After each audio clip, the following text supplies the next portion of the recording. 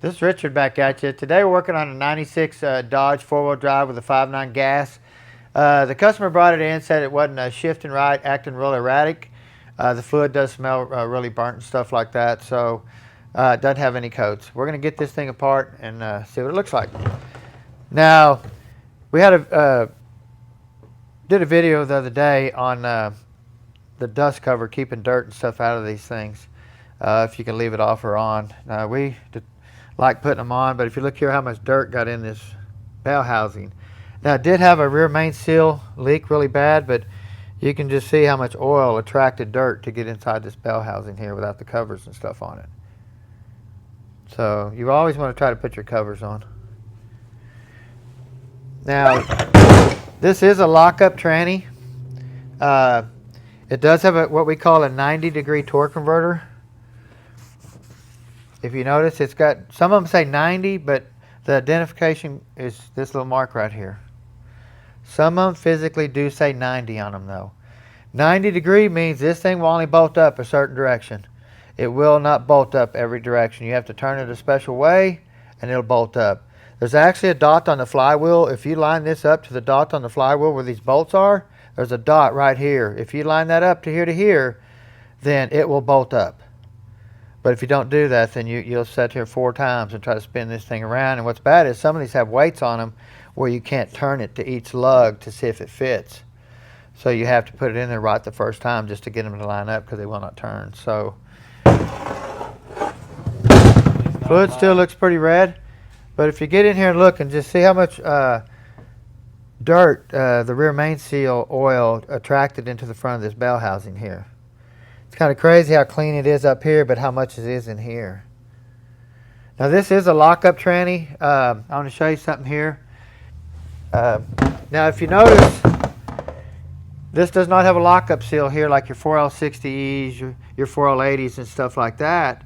The physical seal is in the converter. Now I'm not sure if you can see this. Let me drain it a little bit, see if Trent can get it.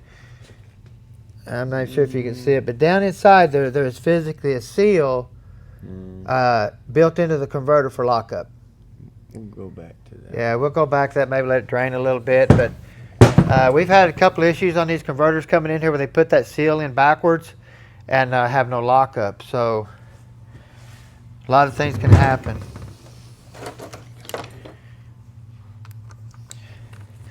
Looks like it's been down a couple dirt roads. It definitely does. You definitely want to come in here, like I said on these, you want to kind of get this little tap on each side of this before you try to loosen them. It's real easy to strip these. Try to get all the dirt out of these too and get that Torx bit all the way down to the bottom of that hole before you try to get it out of there, because they are really easy to strip. So this is basically a little cover that gets down into this snap ring for your bearing back here for your overdrive unit. It's that big snap ring right here. I'm going to get this apart a little bit further and then we'll get that out of there.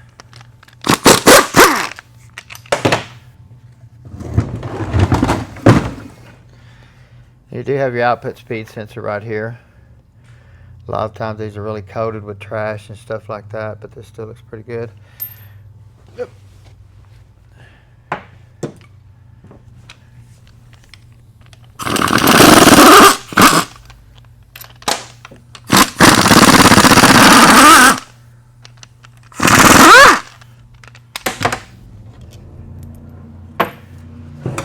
Now we do get these in here a lot. I'll try to spin this a little bit. Right through here, we'll see a crack in this case right here. We get a lot of 4-wheel drives when the front drive shaft goes bad on the double knuckle joint by the transfer case, or even the rear drive shaft U-joints can go bad and physically break this housing off the back of this tranny. Now this is not an adapter housing. It physically is the overdrive housing, your overdrive planetaries, clutches, and everything is inside this housing right here. So if this breaks, you have to buy a $400 housing. So. And I think we got one out in the parking lot that's pretty destroyed. Yeah, we got one out in the parking lot that. Ooh, I see that piece of metal. That looks like a nice shard there. It did kind of get me for a minute. I don't know if the overdrive unit or if the transfer case is broken off the back. But it's coming in next. We got a lot of jobs to get out there.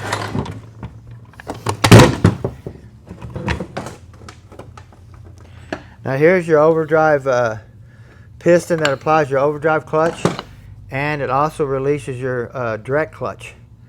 There's actually two clutches in here. In one of my videos I kind of showed everybody how we take this apart on the press over there and get the killer spring out. Now this here's your overdrive clutch. Now if you notice on my last video on my transfer case that we talked about having the clutch in there, this is the same clutch that fits that 241C transfer case that we're pulling out of the Dodge overdrive housing.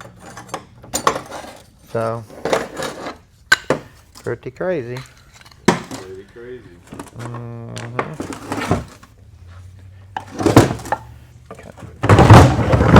of get this down here. Now you have two snap rings right here. One's a bevel or wave snap ring, one's a solid. You want to make dang sure that you put the solid in first, then the wave. Don't put them this way. So just like that. And another thing, I see this happen a lot too on inexperienced builders. They'll take and put a wave or a soft steel in there first. And when they put that in there, it's got to have this thick one. That way it doesn't bend it. See, because the only support you have is this little snap ring. Well, if you put a steel in there like that, when the clutch comes on, it just bends it around that snap ring like that. So, a lot of guys, if they think they're adding an extra clutch, they leave this out and go the thin one there. They actually make a mistake. So, here.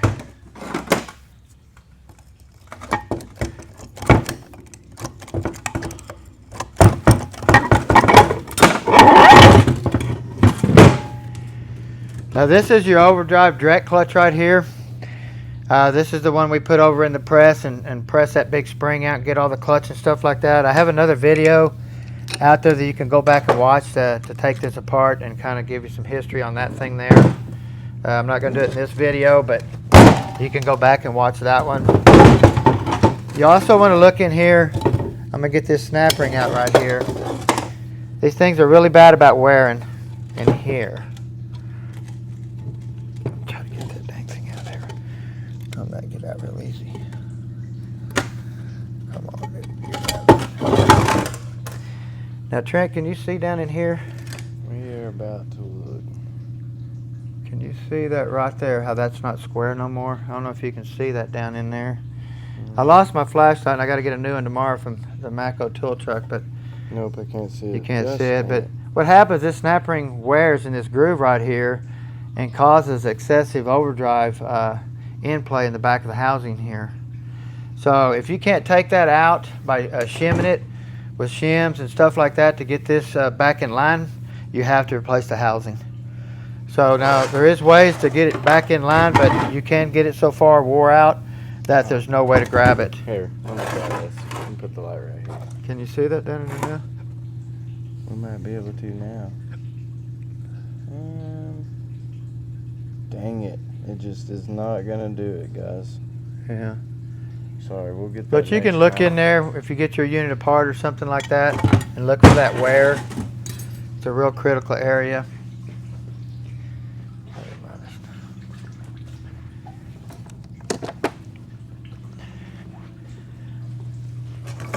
I see these units here got so many places to set clearances and stuff. So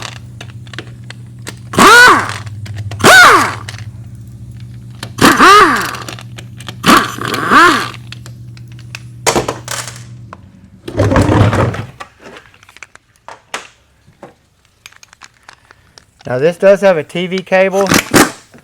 I kind of explained this a little bit. Now basically, this is the 3-speed part of the tranny. You can put a tail housing on this and you can put your drive shaft in right here. Now you got a 3-speed 727 just like the early day with lockup. You still have your passenger cable and you have your linkage right here. Well, this cable right here controls shift feel, and shift delay on how late and early your shifts are through here. So this has to be hooked up. The later versions on the 48s and stuff like that, where they went to throttle by wire, they got rid of this here and put an electric motor right here to where when you pushed on the gas pedal, it turned this motor like this. So not too much updating to make it an overdrive crosser did, but they did a really good job. Let's get this thing off.